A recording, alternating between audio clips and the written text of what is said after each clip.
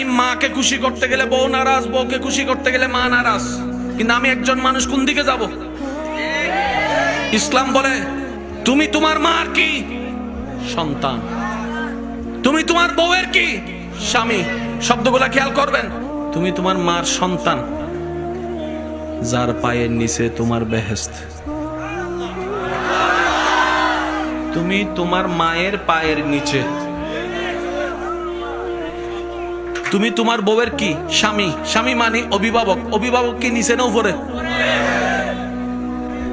মায়ের পায়ের নিচে তুমি, আর বউ তোমাকে মাথার উপর রেখেছে, কারণ তুমি বউয়ের অভিভাবক। তো উপরওয়ালা তো নিচের ওয়ালার মতো হয় না, নিচের ওয়ালা তো উপরওয়ালার মতো হয় না। এবার সে বলে আমি করব কি? বলে যে শুনো, তুমি মাকে মাথায় রাখো, বউকে বুকে রাখো।